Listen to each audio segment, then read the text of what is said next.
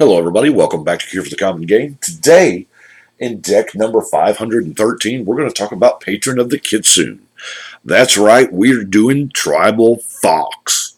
It's got Fox offering, and I have read the offering many times, but one thing that occurred to me is that you can do this at instant speed. So our commander is a 5/6 for 6 mana that if you sacrifice a fox, not only does it buy down the cost, but you can do it at instant speed. Wow. Whenever a creature attacks, you may gain 1 life. That doesn't say you control. That's just a creature. So those go wide token decks, somebody please play one. So the first place I started was Fox. Now we are kind of limited to mono white. There are some, foxes that splash green and whatnot, and some other colors. Excuse me. But this is mono white foxes. And most of that happens right there inside Kamigawa. So let's get to it. Well, okay, first let's look at our honorary foxes, shall we? Our changelings: Impostor the Sixth Pride, Irregular Cohort, Changeling Sentinel, Changeling Hero, and I'll put Birthing Bowels in there because it can create essentially 2/2 foxes. Birthing Bowels may not stay, just simply because those 2/2 foxes are just bodies. They have no casting cost to help us buy down our commander cost. So let's do the Kitsune Loreweaver. Now, for 2 mana, it increases its toughness equal to the cards in your hand. Okay. Flutter Fox, we just got that in Eldraine. As long as you control an artifact or enchantment, it flies. Huh. So this rewards us for having enchantments and artifacts. Split Tail Miko, damage prevention. The Kitsune Palliator, preventing damage. Silver Storm Samurai also has Flash and Bushido 1. Silver Chase Fox, you can sack it to exile enchantment, so that's cool. Devil Thorn Fox, it's a 2 mana, vanilla. The Kitsune Riftwalker, protection from spirits and arcanes. Hey, this could matter in like, hey, we're going to play Kamigawa all night or whatever. That could matter. The Pious Kitsune. No. Yes, I know you're reading it and you're like, oh, he's about to show us 8.5 tails. I would if I could, man. I would if I could. Don't have an 8.5 tails. I haven't actually done the research to see if 8.5 tails is a fox. Maybe, may not be. Seems like it would be though, right? Kitsune Blademaster, First Strike and Bushido. The Kitsune Bonesetter, that sounds like damage prevention if I've ever seen it. Kitsune Dawnblade. By the way, the Kitsune were the fox people in Kamigawa. That's why that word pops up so many times. The Kitsune Healer, the Kitsune Diviner. But I want to go way back to one of my favorite white foxes, the Arctic Fox from Ice Age. Okay? So, if defending player controls any snow-covered lands, no creature with power greater than 1 can block this. Now, granted, that's an awful lot for a 1/1, so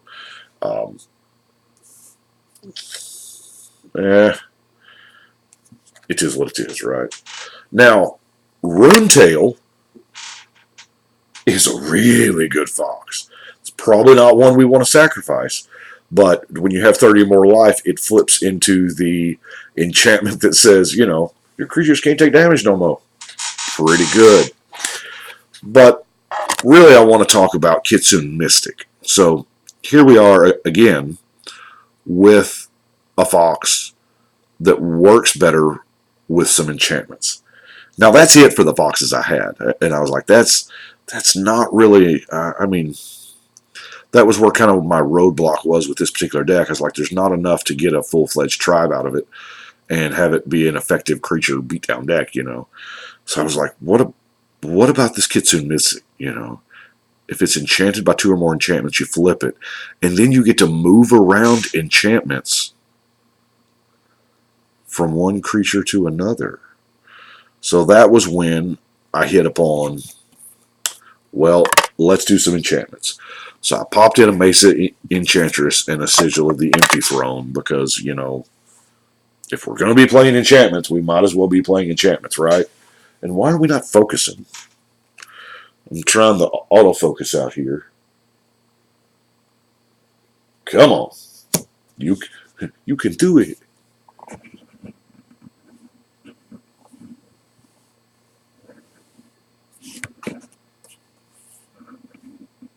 Anyway, is not wanting to, because, you know, sometimes you'll find the right. Turn it back to, there we go. Good job, camera. So, I thought, well, there's a couple kinds of enchantments. Enchantments to help me and enchantments to hurt my opponent. So let's look at the removal aspect of the enchantment, shall we?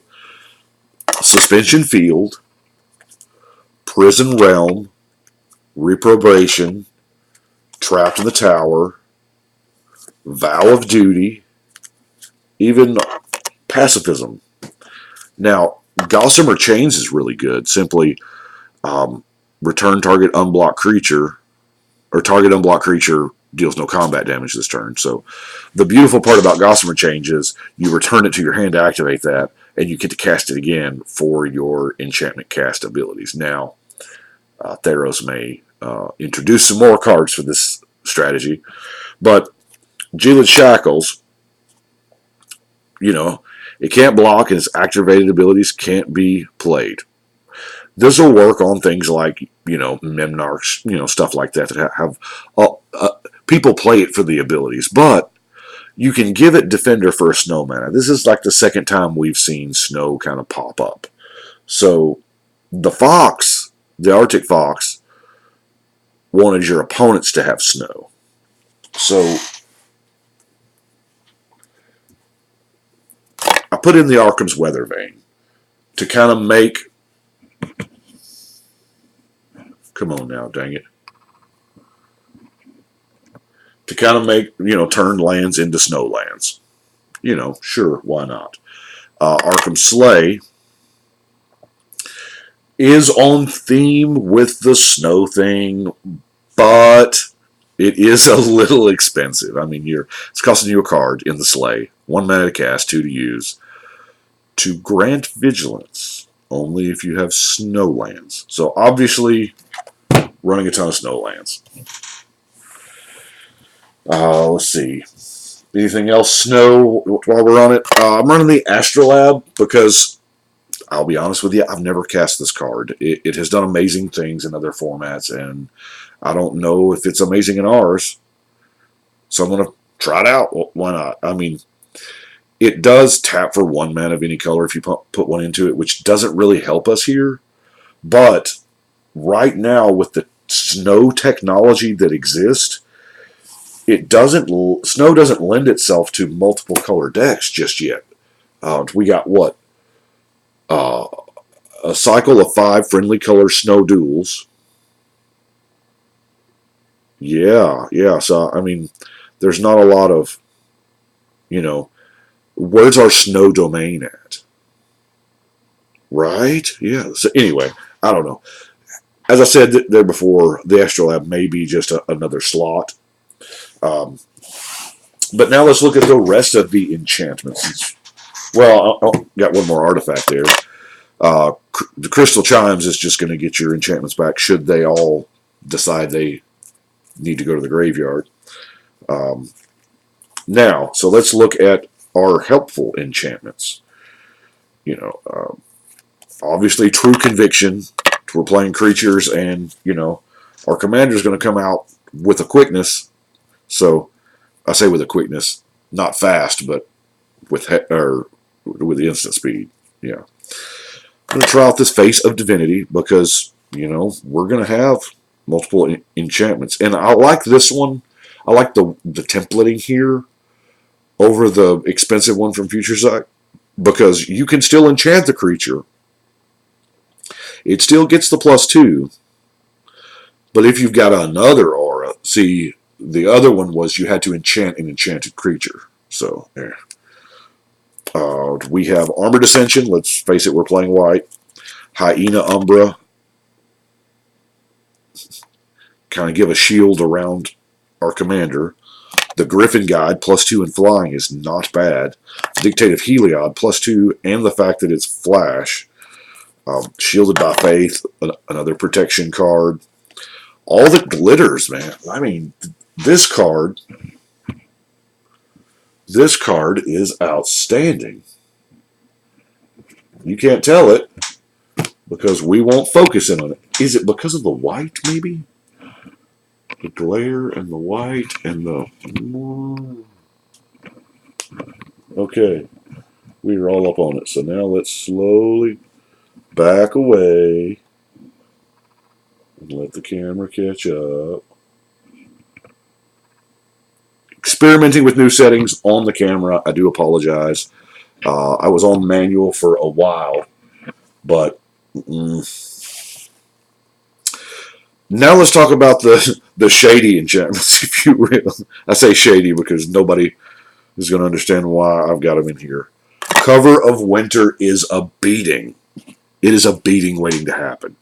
Cumulative upkeep of a snow. Trust me, we want it. If a creature would deal combat damage to you or one of your creatures, you prevent X damage where X is the number of age counters on it. So yes, for 3 mana you put it down, it literally does nothing. You can snow, put an age counter on it. So if you are about to die, you know, if you cast it and they're like, well, I'm going to Alpha Strike you this turn before all, you can pop a couple age counters on there. Yeah, you got to pay for it. But you know what? Against creature aggro, that's insane. That's just a beating. Now, and it's, you know, snow. Glacial Plating. Cumulative upkeep of a snow. But it gets 3/3 for each age counter on it. So this thing, as long as you can afford to pay it, this is going to get... I mean, think about it. 3 age counters. It's only costing you 3 mana during your upkeep, but it's giving your creature +9. Right? Controversial pick. Eisen Highway. All white creatures gain Planeswalk. This is very risky. It is. We stand a chance of holding this card and it being a dead card in our hand. Because if your opponents have a bunch of white creatures, the last thing you want to do is make them unblockable, because let's face it, we have all planes. And this is what I call the Homeland's Conundrum. These were the learning days of card design. Now, I'm no card designer. I'm not, but I play with a lot of cards. And because this has 3 white mana symbols in its cost, you have to have a heavy devotion to white, which makes you want to give your white creatures a bonus. But then it also... My point is, there's one word missing out of here. Your. If it said all your white creatures gain Planeswalk, it would be amazing. Everybody would play it. Well, I don't know. It's still 6 mana. Maybe not. But, there again, I want to give it a try. And then, Caribou Range. What does this have to do with foxes, you ask? Nothing. Maybe snow? Oh, look, the word snow's not on there anywhere. There's snow in the art. It's caribou. Could be, you know, mistaken as reindeer. I don't know. But anyway, let's look at the rest of it. Marble Diamond, Heraldic Banner, and Wayfarer's Bauble for our ramp. Our card draw in Well of Lost Dreams. I really like this card. I'm telling you. I do. Gain life. Our commander gains life. We gain life whenever a creature attacks. So this is the perfect card to the deck. And then Slate of Ancestry, we are playing a tribe. It's not a big tribe, but we have other ways of getting creatures tokens-wise. Slate of Ancestry, there's a good chance, and we're not going to have many cards in our hand, if any at all. As a matter of fact, if you play a Slate of Ancestry, it's your goal to, expend your whole hand so that you can discard nothing and draw 3 or 4 or 5. Soul Warden, another life gain thing. Brave the Elements. We're playing mono white. This is a great protector for those blasphemous acts and whatnot. Reciprocate. Peace and Quiet nukes 2 enchantments. Glass Casket. Celestial Purge. Disenchant. Ravnica at War. I mean, monocolor's got to have some advantages, right? Exile all multicolor permanents. And then Oblation. I was in a game where I had to Oblation my own commander the other day, and it was the deck I was playing. It had a foreign language one, so I had to pull it up real quick. By the way, this says non-land permanent. So, and I couldn't target my commander because my commander was imprisoned in the moon, so it was a land. So I had to, because the whole idea was I was going to Oblation my commander, trigger zone change, it goes to command zone, I draw 2 cards, yay, I get rid of the imprisoned in the moon. But it doesn't work that way because this says non-land.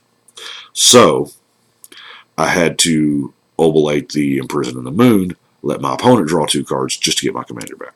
Anyway, versatility, it's a pretty decent card. It used to be the card, Now we got our non-basic lands in Blighted Steppe, it's another life gain mechanic. Rogue's Passage, because let's face it, if we get our Armored Ascension on our commander, we want to make it unblockable and have some fun. Secluded Steppe, Myriad Landscapes, another kind of ramp, and Idyllic Grange, 1 win counter on target creature, which is probably going to be the commander.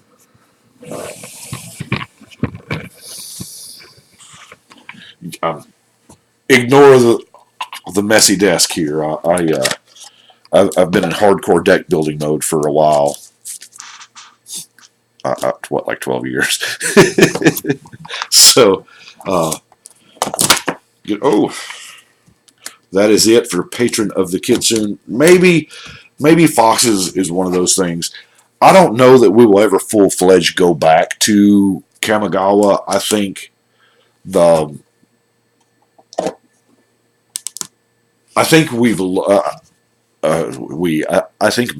Wizards has learned enough about how to make and how to go back and how to do things right to where I think we could make a return to Kamigawa way better than the first one. I know that isn't that hard, but I don't know that the Wizards execs will let that happen because it was so unfavorable the first time. It's probably right up there with going back to Ogorotha for Homelands. I don't know, could be, but I'm guessing if we get a taste of Kamigawa at all, it will be in a supplementary product from like All Planes. I don't know, but that is number 513. Said I do appreciate y'all watching, and we're gonna keep on keeping on trying to catch up because I guess by now I'm still recording these in last year or hell last decade. I recorded these a decade ago. I'm a dad, just roll with it. We probably know more about what's in Throne or Theros Beyond Death by now. As of the time recording this, there is not. I mean, we know a few cards. We know it's Theros, so we know about enchantments. We know about, the underworld leaking or what have you. But that's pretty much all we know as of right now. There's, 6 or 7 cards. But that's for future us. which is now us. Right? Is that how that works? Time travel's so weird. I hate Star Trek. Not really. I love Star Trek. But anyway, that's all I've got for today. I appreciate y'all watching. And I want to thank you again. Thanks to everybody for sharing, commenting. Thanks to all the new subscribers. And hey, if you've enjoyed what you've seen here, go ahead and subscribe down there. You know, I realize not every deck is for everybody, but it is. I am doing every commander. Like I said, this is what, 513. So there's probably about a 50% chance I've already done the commander that you want, so it's probably in the archives down there somewhere, and there's about a 50% chance that I haven't done it yet. So I'm trying to knock out as many of these old ones to play catch up as much as I can before, you know, the newness that is 2020 hits, because I feel like there's going to be a bunch of legends in every single set, not just the commander focused ones. So we'll see if I can keep up this year. Thanks for watching, but right now, we're going to shuffle and cut.